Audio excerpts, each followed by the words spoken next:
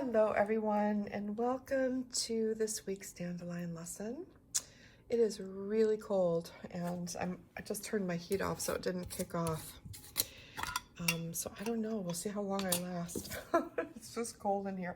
I don't have any heat in my studio. It just kind of comes in from the rest of the house. And so it can get really cold in here. And then when I turn when the heat is on in my house, it's really loud sometimes, and so it interferes with the recording. So we'll see. Burr, yeah. So let's warm up with some paint, right? So I wanted to. This dandelion lesson is really more about a project that I wanted to share. Something that's really simple to do that anybody in the whole world, you know, that can hold a paintbrush in their hand can do. It's going to require, I mean, you could use any brush, but I like to use a flat brush. This is an angled brush. And the reason, you could also use just a regular flat wash brush. The reason I use an angle brush is because I'm left-handed, and often when I use the other kind of brush, I can't get straight lines. I use an angle brush because I'm left-handed. But any kind of flat wash brush is fine. And I would say this is a 3/4 inch. These are both 3/4 inch brushes. So that's just about right. But again, you can use whatever size you have. So 1/2 inch, 1 inch, doesn't matter. You could also use a pointed round, but it's just not gonna have quite the same effect, okay? So it's a really fun, project to do, and sometimes I do it because I just need something to do that I don't have to think about, but I really want to see something beautiful, and maybe I need to make a greeting card or a dandelion lesson to send out to someone, and this is just a technique that I love. And it is really wonderful for learning more about color harmony, right? And about how we can take a whole bunch of colors and make them more harmonious within one abstract painting, okay? And it also teaches us about creating patterning and about unifying everything with one color. And you'll see more what I mean about that when I get started painting. But a dandelion lesson wouldn't be a dandelion lesson without some kind of discussion, right? And so I drew this card this morning. And this is from the Fountain Tarot deck. This is the Lover's card. It's the 6th card in the Major Arcana. And typically I gloss over this card. It's never been a card until I got this deck. It's never been a card that I really connected to.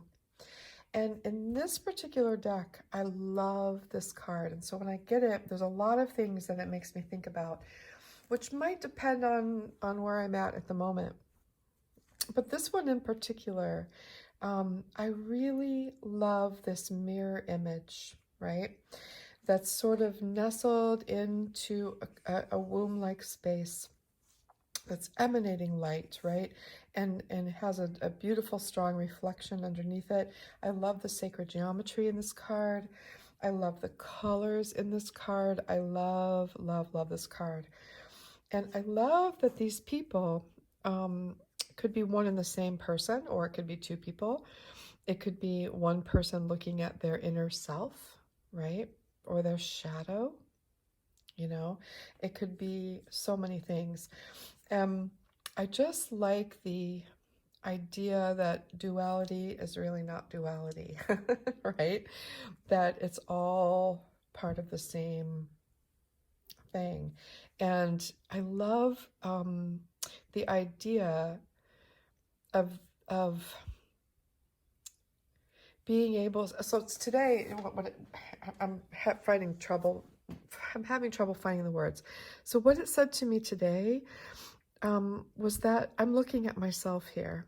I'm looking at my authentic self, right? So here's me, and here's my authentic self. We are touching fingertips. We are the mirror image of one another, right? But we're enclosed in this bubble of trust, and that I need to trust my authentic voice more and more, right? That I don't need outside influences to tell me what to think about things or what I know. I already have it all. It's all within me, right? And we just have to wake up and listen to that and really pay attention to our inner knowing. And so that's what it said to me today. And I just wanted to share this card with you because it really is, it's just a beautiful card. And a lot of people, you know, will read this card because it's called the Lovers. I don't even pay attention to that. I just look at the image. A lot of people think of it as a relationship card, but that just never made sense to me because I would draw this card and even when I was in a terrible relationship, and it just, I don't know, it just never made sense to me because there are so many people who are not in a relationship and that draw this card. And one of the people that I listen to, their tarot classes is Lindsay Mack, Wild Soul Healing. And she says this about all cards. She says, when the meaning of a card leaves out entire groups of people, then we know we're not onto the right meaning, right? And so if this card is purely about relationships with a significant other, then it leaves out a huge amount of people who might want to use tarot. And so I just have never, she explained it in a way that I thought, yeah, that's exactly right. That's why I don't connect to certain cards, right? Because I've always thought of them for a long time as their traditional meaning, which had no application in my life, right? So I like to look at it just as the image and what the image says to me in the very moment that I'm looking at the card. Okay, I try to leave behind the baggage of what I've learned in the past, and I just arrive at this image. And today, that image was all about trusting the inner voice because it is enough. All right, and I loved the sacred geometry, and I loved the square shape here, right? That's sort of on an angle. I love that. Love that. And that's sort of what we're going to do today. So I'm going to show you the technique, and then I'm going to turn off, you know, and restart the video with some music so I can enjoy painting it. But I thought I would show you the technique on 2 different pages. Oops, that's the wrong paper. That was my rose. I had another piece already cut. And this is the right side. So I thought I would show you the technique on 2 types of paper. This is cold press, and this is more of a hot press, but it's very soft hot press. And it's perfect for this kind of work because I don't have to lift or erase or do too many layers, right? This is Amalfi paper, and this is Arteza 100% cotton cold press paper. So I'm going to use the cold press first because I think I'm going to finish it with the hot press. And I've got here, I just grabbed some paints. I was going to show you kind of a couple different ways to go about this. So this is a selection of my paints that are all blues and greens and browns. So if you don't have your paints set up like this, you know, it might be too much of a pain to set them up like this for you, and that's fine. That's fine. And you know what? I think I'll use this one for my accent color.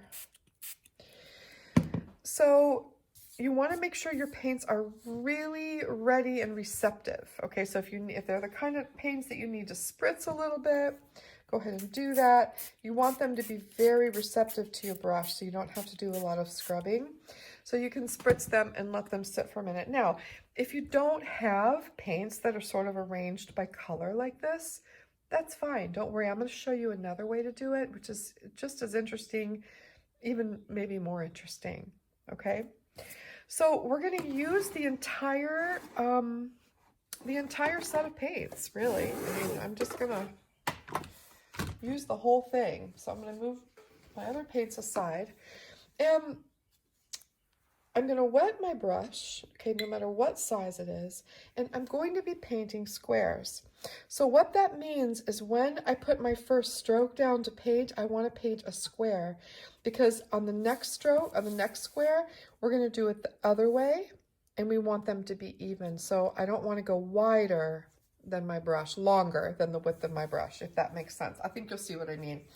Because every now and then, It just doesn't work, and I go wider and whatever. It's just the way it is. Okay, so once your paints are receptive, you take your brush, all right? So just a wide flat brush, and I am going to dip it into, all right, 2 colors.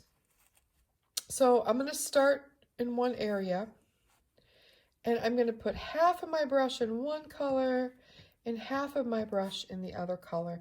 And my brush is nice and wet. Okay, so I make sure that my brush is nice and wet when I put them into the paints.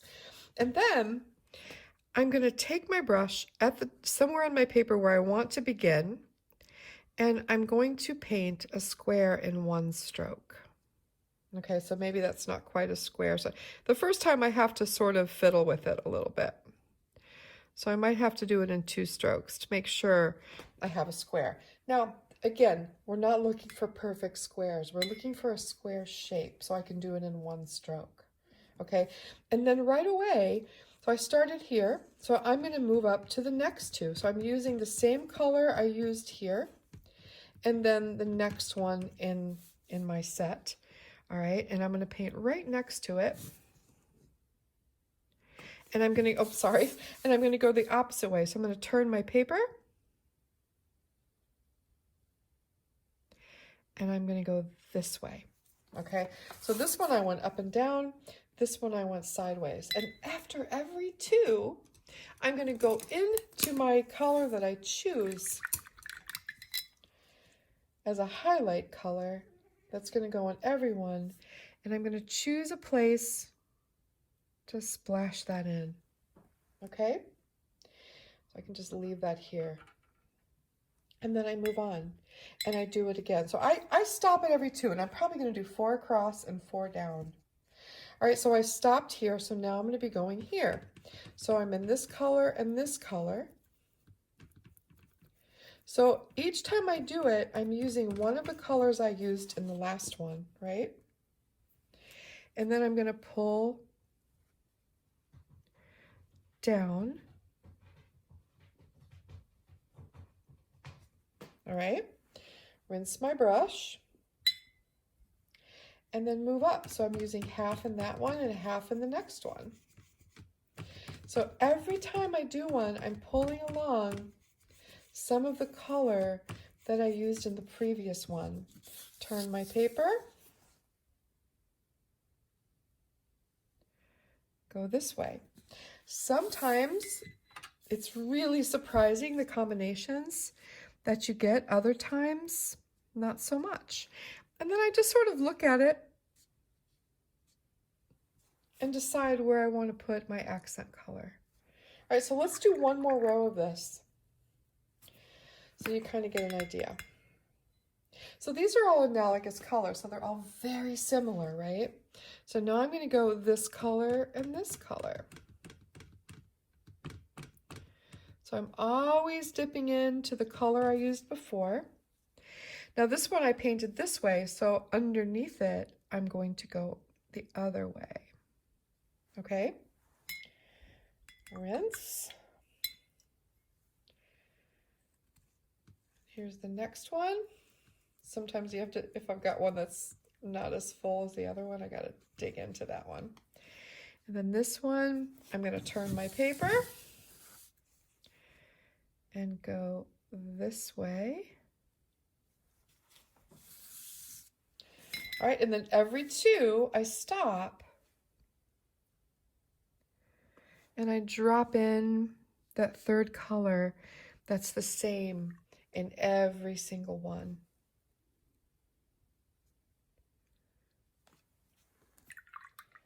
So it's sort of like a unifier, right? All right, let me do a couple more. So now I'm here and here. Gotta really dig into that one. So this one I went this way. So now I'm going to go this way.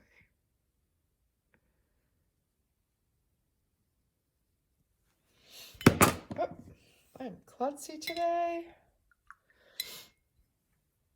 Okay, and then I'm going to go into this one.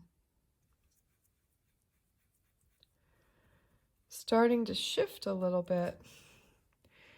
And this one, I like to turn my paper because I am not good with flat brushes, so I give myself every opportunity to succeed. It's an old left-hander thing, right?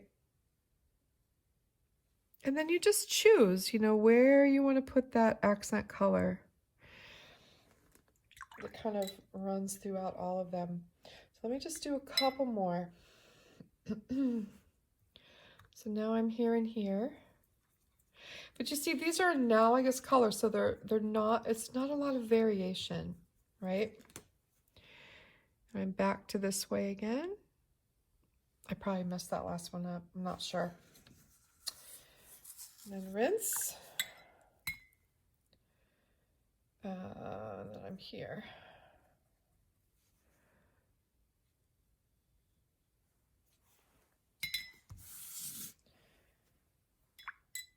And then grabbing my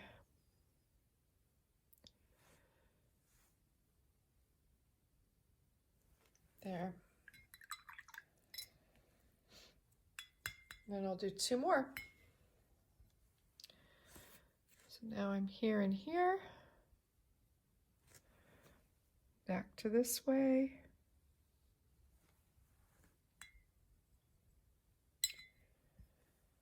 And then I've got this one and this one. And it does not matter what the colors are. Do not switch the order on this first pass. Just see what happens, right? With the colors as they are in your palette. Oops. Got some blue in there and I do not want that. Okay. Okay. So that is the basic premise of this exercise. All right, 2 colors at a time. Each one has a little bit of a color of one of the colors that was in the previous one.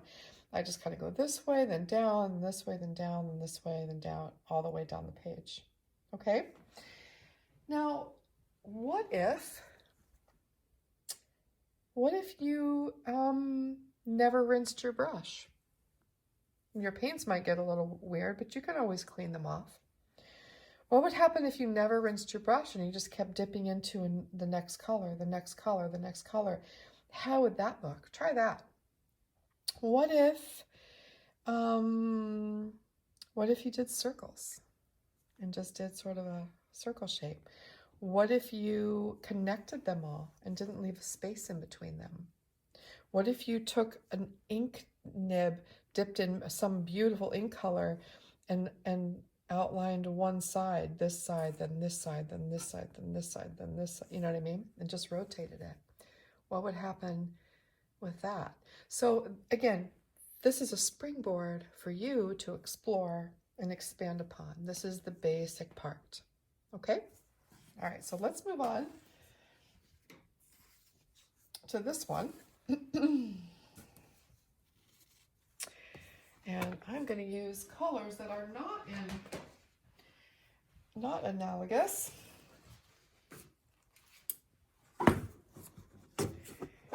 And they're not even that close together, some of them.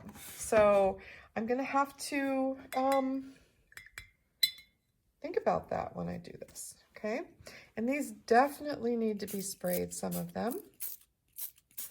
They pick up pretty easily. But I want to make sure it's instant so I don't have to scrub.